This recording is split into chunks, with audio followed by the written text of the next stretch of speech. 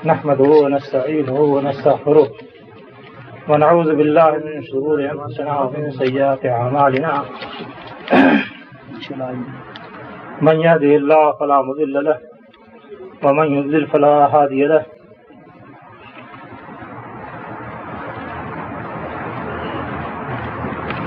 بھائیوں اور بزرگوں، ابھی آپ نے یہ سن لیا کہ مجھے کس موضوع پر تقریر کرنی ہے. اس موضوع پر تقریر کرنے سے پہلے بعض باتیں آپ کے سامنے رکھ دینی ضروری ہیں.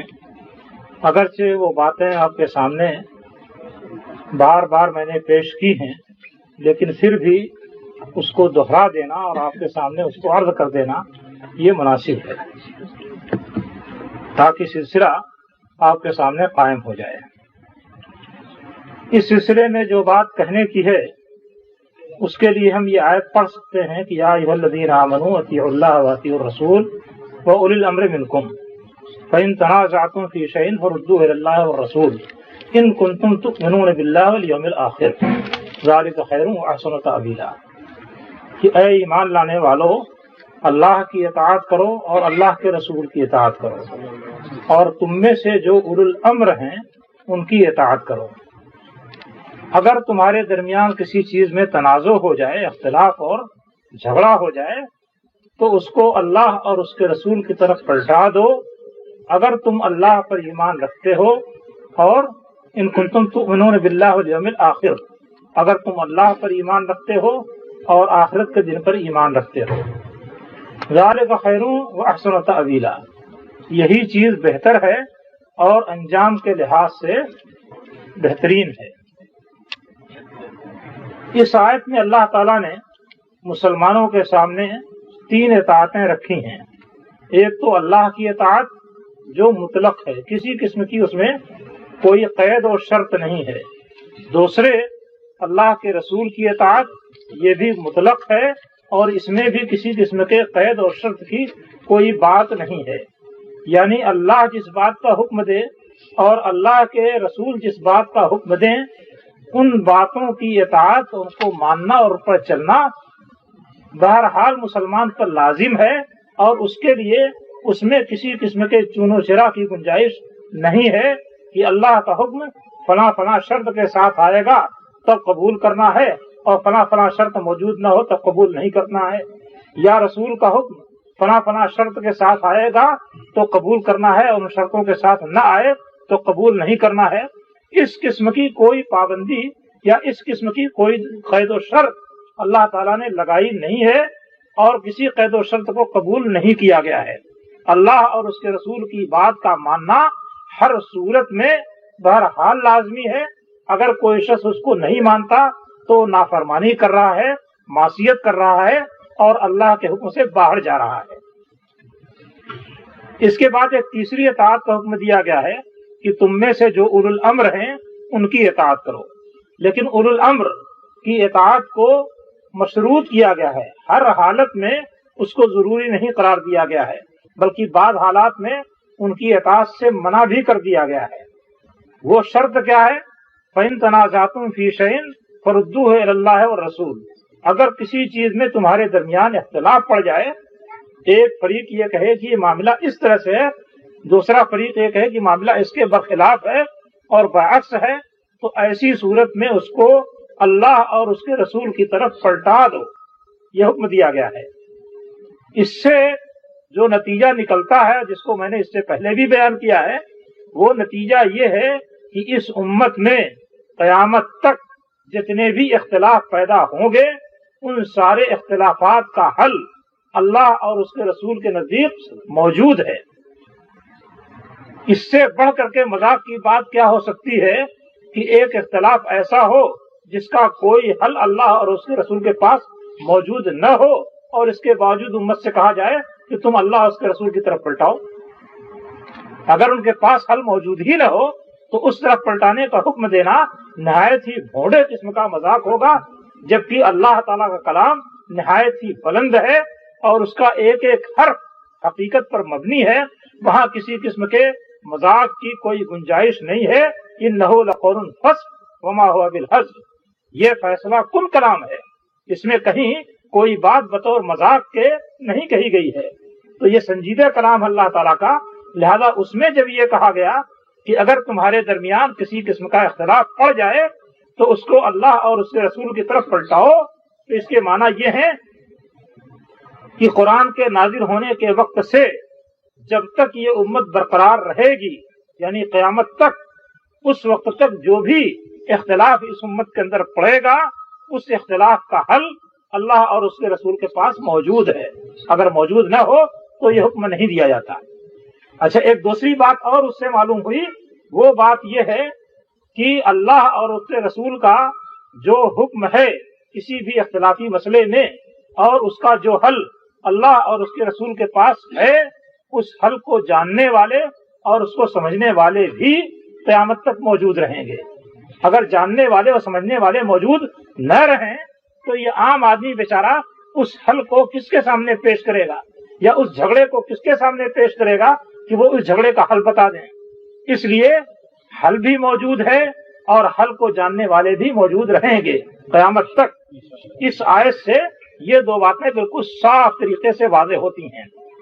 اب ان دو باتوں کو قرآن مجید کی ایک آیت کے ساتھ آپ رکھ لیجئے، اس کی بھی تفصیلات میں آپ کے سامنے بیان کر چکا ہوں۔ وہ آیت کیا ہے کہ نبی کریم صلی اللہ علیہ وسلم کی زندگی میں،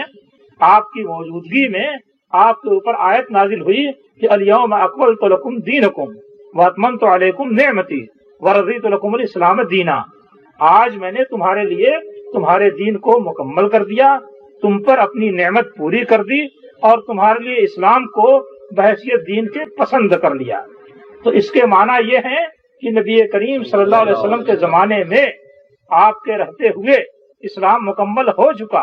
اور جب اسلام مکمل ہو چکا تو اب اس میں کسی قسم کے اضافے کی اور کسی قسم کا پیوند لگانے کی کوئی گنجائش نہیں ہے۔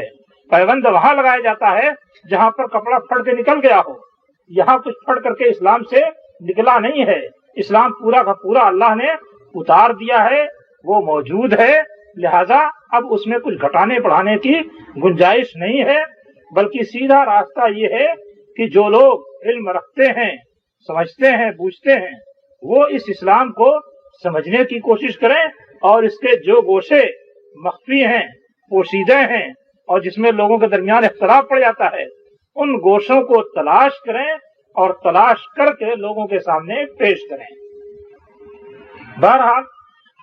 ان دو آیتوں سے ایک تو اسلام کی تکمیل سمجھ میں آتی ہے، اور دوسرے یہ کہ اسلام کی تکمیل رسول اللہ صلی اللہ علیہ وسلم پر ہوئی تھی، لہذا اسلام کا سیدھا سادہ راستہ یہ ہے کہ اللہ کی اطاعت کریں اور اس کے رسول کی اطاعت کریں۔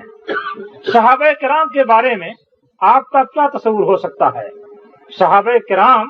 نبی کریم صلی اللہ علیہ وسلم کے احکام کو تسلیم کرنے میں جس طریقے سے سرگردہ رہتے تھے، اور جس جذبے اور جس خوشی کے ساتھ نبی کریم صلی اللہ علیہ وسلم کے سارے احکامات کو بجا لاتے تھے، اس کے نتیجے میں اللہ تعالیٰ نے ان کا وہ مرتبہ و مقام دیا ہے کہ اس روئے زمین پر کسی اور قوم کو اور کسی اور جماعت کو وہ مرتبہ اور وہ مقام حاصل نہیں ہو سکا ہے۔ قیامت تک جتنے انسان کے پیدا ہونے والے ہیں، حضرت آدم علیہ السلام سے لے کر کے قیامت تک جتنے انسان آنے والے ہیں، ان سارے انسانوں میں سب سے افضل جماعت جو قرار دی گئی ہے وہ صحابہ کرام کی جماعت ہے، اور سب سے برتر جماعت یہی ہے۔ اس جماعت کا اسلوب اور اس کا طریقہ کیا تھا کہ ان کے سامنے اللہ کا کلام ہوتا تھا، اللہ کے رسول صلی اللہ علیہ وسلم کا کلام ہوتا تھا۔ اگر ان کا کوئی کردار یا کوئی عمل یا کوئی طریق کسی بھی وقت کسی حدیث کے، نبی کریم صلی اللہ علیہ وسلم کے کسی حکم کے خلاف معلوم ہوا، فوراً اس کو بدلتے تھے اور فوراً چھوڑ کر کے نبی کریم صلی اللہ علیہ وسلم کا جو حکم ہوتا تھا اس کو اختیار کر لیتے تھے۔ اس سلسلے میں ان کے یہاں کوئی توسع اور کوئی گنجائش نہیں تھی کہ اللہ تعالیٰ نے تو یہ حکم دیا ہے اور اللہ کے رسول صلی اللہ علیہ وسلم نے یہ حکم دیا ہے، لیکن ہم ان دونوں کو چھوڑ کر کے یہ تیسرا طریقہ اختیار کریں گے۔ کسی صحابی کے اندر اس کی جرأت نہیں تھی۔ غلطیاں ہو جاتی تھیں، معاملات ایسے پیش آ جاتے تھے جو شریعت کے مطابق نہیں ہوتے تھے، لیکن وہ نبی کریم صلی اللہ علیہ وسلم سے رجوع کر کے فوراً اس کی اصلاح کر لیتے تھے۔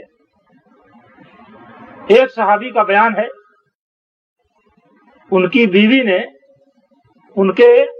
خادم کے ساتھ غلط کاری کی. لوگوں نے بتایا کہ صاحب تم 100 بکری اس سے بطور تاوان کے وصول کرو اور ایک خادمہ وصول کرو. چنانچہ اس نے 100 بکری اور خادمہ وصول کی. اس لڑکے کا باپ اور اس عورت کا شوہر، یہ معاملہ مکمل ہو چکا، لیکن نبی کریم صلی اللہ علیہ وسلم تک یہ معاملہ نہیں پہنچا تھا، اس لیے ان کو اطمینان نہیں ہوا. دونوں نبی کریم صلی اللہ علیہ وسلم کے پاس آئے، معاملہ پیش کرنے لگے. تو خود اس لڑکے کا جو باپ تھا اس نے کہا کہ حضرت دیکھیے، ہم آپ کے سامنے ایک معاملہ لے کر کے آئے ہیں اور ہم چاہتے ہیں کہ آپ اس بارے میں اللہ کے حکم کے مطابق فیصلہ کر دیں. معاملہ یہ ہے کہ میرے لڑکے سے یہ غلطی ہوئی اور اس کے بعد لوگوں نے ہم کو مسئلہ اس طرح سے بتایا، ہم نے ایسے ایسے کیا ہے، اب آپ بتائیے کہ ہمیں کیا کرنا چاہیے. نبی کریم صلی اللہ علیہ وسلم نے فرمایا کہ یہ جو تم نے بکریاں دی ہیں یہ واپس ہوں گی، اور یہ جو خادمہ دی ہے یہ بھی واپس ہوگی، اور تمہارا لڑکا جو کہ شادی شدہ نہیں ہے اس نے غلطی کی ہے، اس کو 100 کوڑے مارے جائیں گے، اور اس کی بیوی شادی شدہ ہے، اس نے غلطی کی ہے، لہذا ایک آدمی کو حکم دیا کہ تم جاؤ اور جا کر کے اس سے پوچھو، اگر وہ اقرار کرتی ہے تو اس کو رجم کر دو. وہ صحابی گئے، انہوں نے پوچھا، اس عورت نے اقرار کیا اور اس کو رجم کر دیا گیا. تو سارا معاملہ آ کر کے نبی کریم صلی اللہ علیہ وسلم پر ختم ہوتا تھا. حضرت ابن عمر رضی اللہ تعالیٰ عنہ حج کے لیے تشریف لے گئے، وہاں مسئلہ پیش آیا. کسی نے کہا کہ صاحب اس مسئلے میں تو آپ کے والد حضرت عمر بن خطاب رضی اللہ تعالیٰ عنہ نے